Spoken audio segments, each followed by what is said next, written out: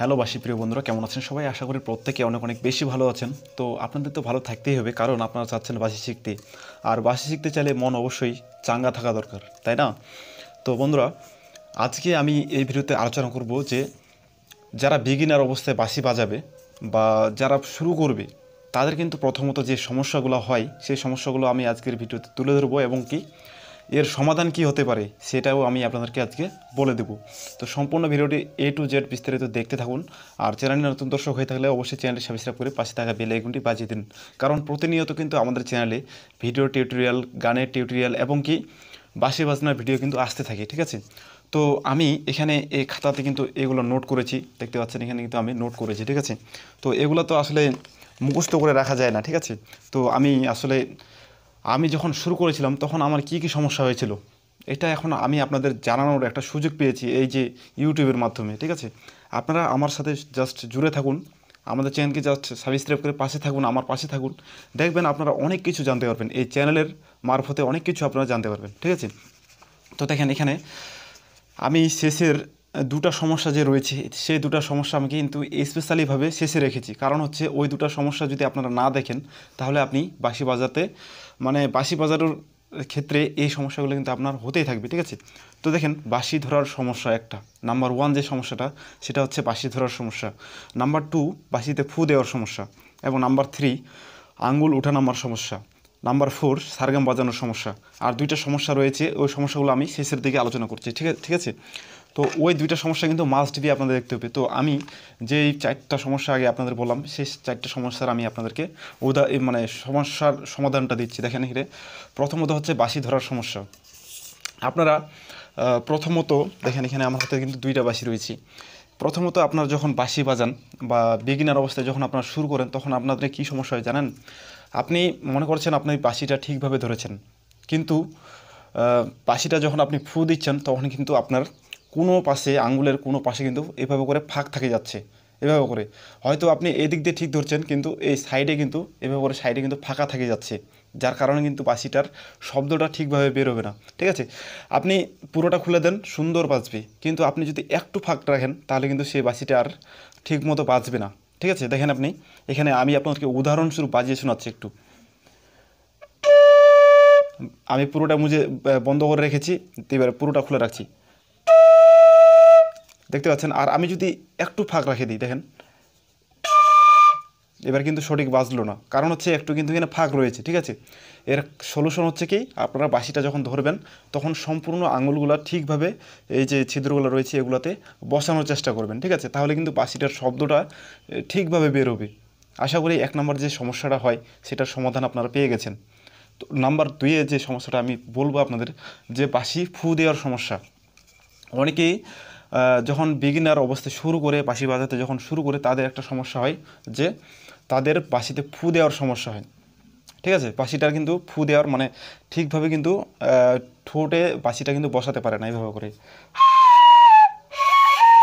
এভাবে কিন্তু তাদের সমস্যা হয়, বাঁশিতে ফ্লুয়েন্টলিভাবে সুরটা বা ফুটা যেতে পারে না, যার কারণে কিন্তু এই যে সুরটা কিন্তু উঠানামা হয় কিংবা কেটে যায়, যার কারণে সুরটা কিন্তু ভালো লাগে না শুনতে, ঠিক আছে? তো আমি আজকে আপনাদেরকে এটার সমাধান দিয়ে দিচ্ছি। দেখেন এখানে আপনারা যখন বাঁশিটা বাজাবেন তখন আপনি কী করবেন, এখানে এখানে এখানে আঙ্গুল এখানে বসাবেন, ঠিক আছে? বসাই এভাবে একটু সরাবেন, এভাবে একটু সরাবেন, আপনার এখানে মাঝখানে এমনভাবে সিস্টেম মতো বসাতে হবে যেন বাঁশিটা একবারে ঠিকভাবে বসে যায়, ঠিক আছে? দেখেন, বা আপনি এখানে প্রথমত এখানে আপনার জিভা দিয়ে এখানে একটু রস লাগিয়ে নিতে পারেন এভাবে, ঠিক আছে? দিয়ে আপনি এখানে সুন্দর মতো করে ঠোঁটটা বসাতে পারেন, ঠিক আছে? এভাবে করে একটু নড়াচড়া করে উপর নিচ করে এভাবে করে আপনি ঠোঁটটা সুন্দর মতো করে বসাতে পারেন, তাহলে কিন্তু আপনার সুরটা সুন্দর করে বের হবে। দেখেন আপনি যদি যেভাবে সেভাবে বসান তাহলে কী হবে, যদি ঠিকভাবে না বসে তাহলে কিন্তু এইভাবে বাজবে, আর যদি আপনি সঠিকভাবে বসান তাহলে কীভাবে বাজবে,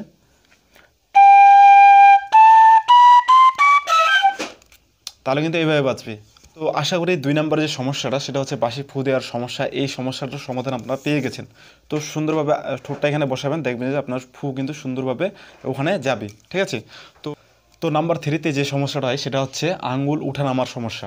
তো আঙ্গুল উঠানামার সমস্যাটা আসলে সবারই হয়ে থাকে প্রথমত। এটা কিন্তু মেজর কোনো প্রবলেম না, কারণ হচ্ছে আপনি হঠাৎ করে বাঁশি বাজাতে আসছেন আর আপনার আঙুল দ্রুত চলতে থাকবে এরকম তো কোনো বিষয় নেই। আপনি প্র্যাকটিস করতে থাকুন, দেখবেন যে আপনার আঙুলটা কিন্তু অটোমেটিক এই যে চলতে শুরু করবে, ঠিক আছে। অনেকে দেখবেন যে আঙুলটা আপনি এজন্য কি করবেন, এই যে বড় বাঁশিগুলো ব্যবহার করবেন, ঠিক আছে। বড় বাঁশিগুলো ব্যবহার করলে কি হবে, আপনার মানে যখন ছোট বাঁশি আপনি ব্যবহার করবেন তখন কিন্তু এই যে গর্তগুলো রয়েছে বা এর যে হোলগুলো রয়েছে এগুলো কিন্তু কাছাকাছি থাকে। আর আপনি যখন বড় বাঁশি ব্যবহার করবেন তখন একটু দূরাদূরি থাকবে এই ছিদ্রগুলা, যার কারণে কিন্তু আপনার বাঁশিটা ধরতে সুবিধা হবে এবং কি আপনার বড় বাঁশি দিয়ে প্র্যাকটিস করলে ছোটো বাঁশি কিন্তু পরবর্তীতে বাজাতে আপনি সুবিধা পাবেন, ঠিক আছে। তো আমি আপনাদেরকে সাজেস্ট করব আপনারা বড় বাঁশি দিয়ে প্রথমত বাজানোর চেষ্টা করবেন। বড় বাঁশি বলতে কোনগুলা, যেমন এটা হচ্ছে 12.5, 11.5, 13.5, এই বাঁশিগুলো হচ্ছে ছোট।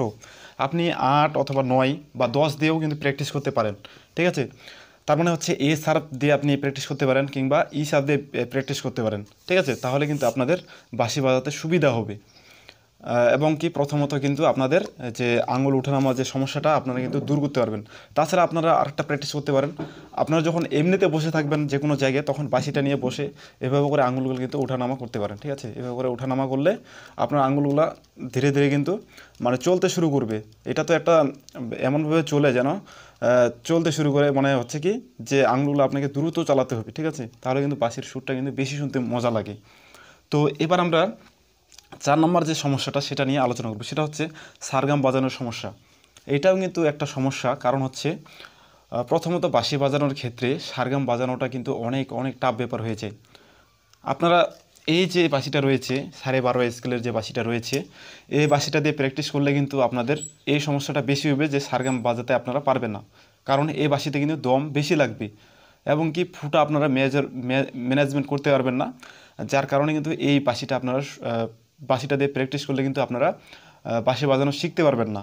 সো আপনাদের এরকম বাঁশি দরকার, বড় বাঁশি দরকার, যার ফলে কিন্তু আপনারা দেখেন এখানে আমি যদি সারগামটা একটু বাজিয়েছি নাই,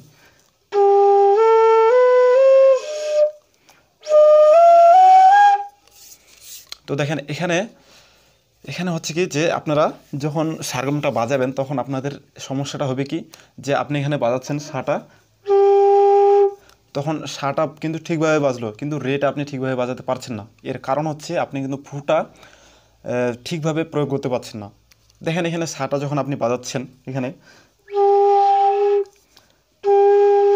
এখানে সাটা যখন বাজাচ্ছেন তখন রেটা যখন বাজাবেন আপনি তখন কিন্তু সাটার থেকে একটু বেশি তীব্রতা দিতে হবে আপনার ফুয়ে, তাহলে কিন্তু রেটা বাজবে। আবার আপনি যখন আরেকটু বেশি তীব্রতা দিবেন তখন কিন্তু গাটা বাজবে, যখন আপনি আরেকটু বেশি তীব্রতা দিবেন তখন মা বাজবে, আর যখন আপনি সবগুলো আঙুল বন্ধ করে দিবেন এবং একটা খুলে রাখবেন তখন কিন্তু পাটা বাজবে। আর পাটা বাজানোর জন্য কিন্তু আপনাকে বেশি বেশি তীব্রতায় কিন্তু ফুটা কিন্তু দিতে হবে, তাহলে কিন্তু পা বাজবে। আর এটাই কিন্তু সারগাম বাজানোর নিয়ম। হয়তো আপনারা এতদিন এই বিষয়টা জানতেন না, আজকে এই ভিডিওর মারফতে কিন্তু জেনে গেলেন, ঠিক আছে। তো দেখেন আপনারা যখন আবার শেষ থেকে যখন প্রথমে আসবেন, যেমন তারাশা যখন আপনারা বাজাবেন, আপনারা যদি তারাশা না বুঝেন তাহলে আই বাটনে দেওয়া ভিডিওতে ক্লিক করে ওখানে থেকে দেখে নেবেন। দেখেন এখানে তারাশা হচ্ছে, এটা তারাশা থেকে যখন আপনারা নিচে আসবেন, এভাবে করে যখন নিচে ব্যাক আসবেন তখন কিন্তু আপনি কী করবেন, এখানে কিন্তু সর্বোচ্চ শক্তি দিয়ে ফু দিতে হচ্ছে, তারপরে একটু কমবে তাহলে নি বাজবে, তাহলে আরেকটু কমবে তাহলে ধা বাজবে, আরেকটু কমলে পা বাজবে, আরেকটু কমলে মা বাজবে, আরেকটু কমলে গা বাজবে, আরেকটু কমলে রে বাজবে এবং আরেকটু কমলে কিন্তু সা বাজবে।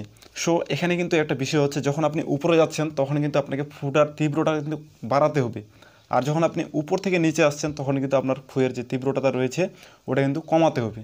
তো আশা করি ক্লিয়ার হয়ে গেছেন 4 নম্বর সমস্যাটা।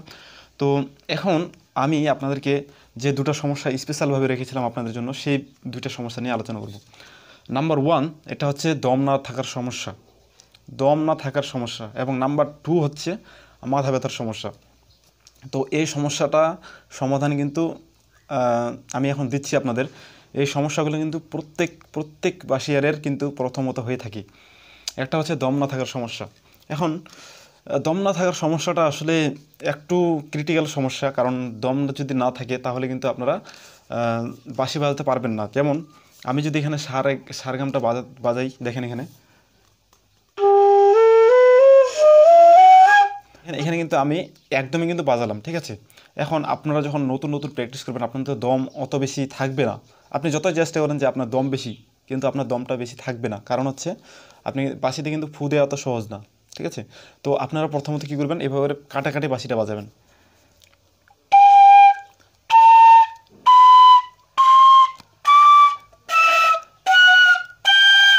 এভাবে করে আপনারা কাটাকাটি বাজাবেন, দেখবেন যে আপনার সুরটা কিন্তু বা আপনার দমটা কিন্তু ধীরে ধীরে আসতে থাকবে। তো এই সমস্যাটার সমাধান হয়তো আপনারা পেয়ে গেছেন, কিভাবে কি করতে হবে আমি আপনাদেরকে বলে দিলাম।